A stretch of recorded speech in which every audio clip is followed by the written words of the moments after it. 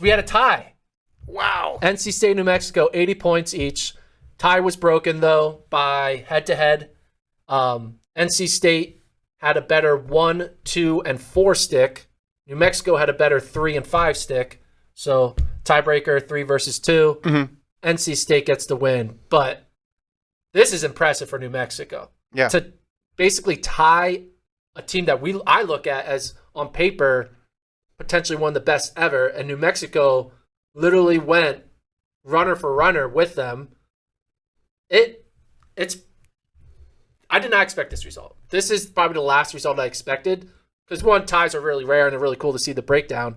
But you look at this, New Mexico may have a fighter's chance to upset NC State a month from now. Katelyn Tuohy did her thing, got the win. Kelsey Camille came in. She didn't run at Notre Dame. Clearly she's healthy. Number 2 runner here. Elise Stearns, sophomore for Northern Arizona, great run for her. Gets 3rd in this race. Northern Arizona getting 3rd in this race as a team also is very impressive. Northern Arizona women, this might be their chance to get on the podium. But yeah, breaking down NC State versus New Mexico. NC State goes 1, 2, 18, 23, 36. But then you see that depth. 6th place is 45. 7th place is 48. It's very impressive. New Mexico, 8, 9, 12, 25, 26. 6th place is 42, good depth, and then their 7th runner, 77. Kevin, instant reaction to seeing New Mexico lose on tiebreaker to NC State. Well, if you had told me Tuohy and Camille were going to go 1-2, I had told you it'd been a rout. Yeah. Because we hadn't seen Camille yet this year, and I've said, all right, if there's any sort of question marks about this team, it's like we just don't know what Camille has. Clearly, she's great. I'm looking through here, so top 5 for NC State.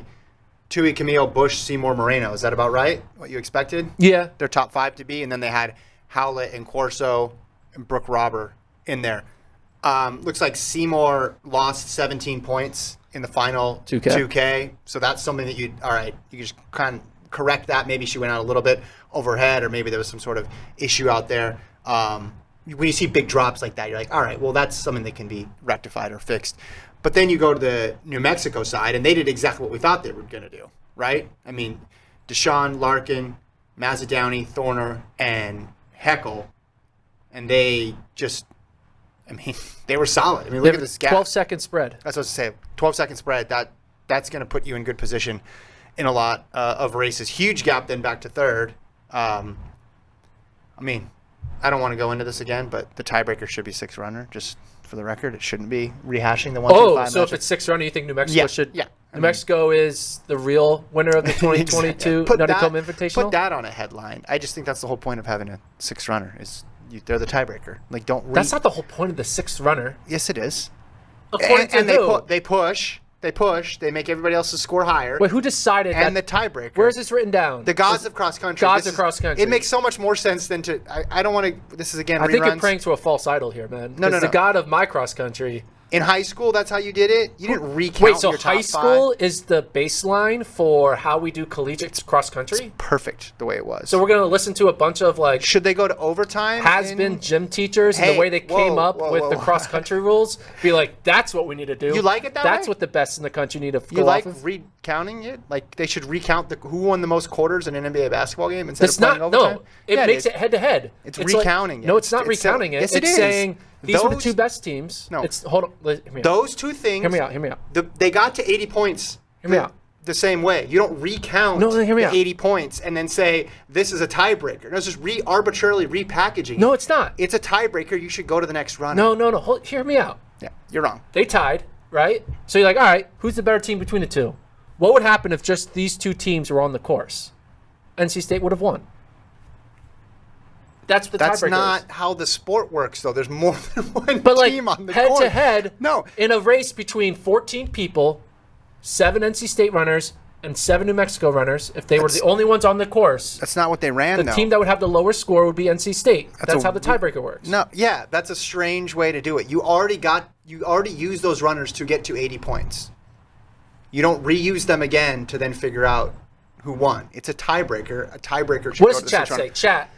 Should a tiebreaker be 6th runner or should it be the way it should be? Okay, which is head to head. Joseph agrees with me, but Bill brings up a good point. No star lipper for NC State. she was not on the race.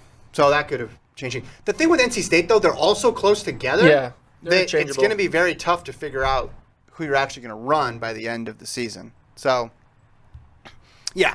I mean, credit to New Mexico. They ran a heck of a race. I think it's because you look at the gap between them and third place. To me, this is a lot of what New Mexico did well, not necessarily what NC State did poorly. I mean, I think NC State could have run up a little higher, like with 3 and 4, but New Mexico, a 12-second gap with your first runner getting 8th place in this race.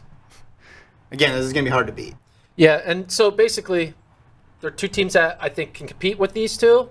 Oklahoma State and Alabama, maybe. Alabama ran at another meet. Their 5th runner didn't run as well as she did at Notre Dame. They won because they were racing nobody. But Alabama still, though, has a really good 1-2-3 punch. Alabama, in their meet today, their number 3 runner was Mercy Chalangat. Yeah.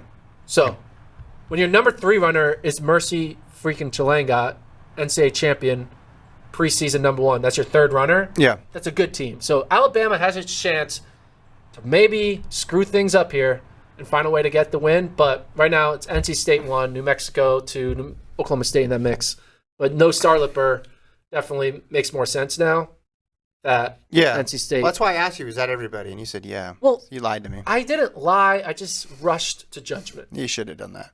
Listen, I think if Camille keeps running this well, I think they're going to be the favorite. Yeah, because they have basically 2 of the best women, and they're both names start with the letter K.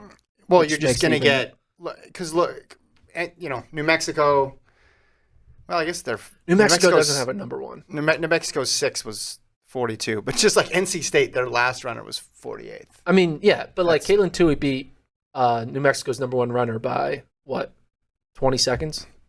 Right, but then she only gets 7 fewer points. There's some inefficiencies there. Which is why, should we now have a discussion, should cross-country be scored by time and not by place? Well, that's the other tiebreaker that I wouldn't mind. If you want to go average time of the top 5 or something like that, or top 7, like I'd take that over rescoring. Okay, average time was 20:05 for NC State. For New Mexico's 2011. 20:05 to 2011. Yeah. Well, to 1944. All right. Good meet. That was good. Surprising meet, right? Tie. You didn't see a tie, did you?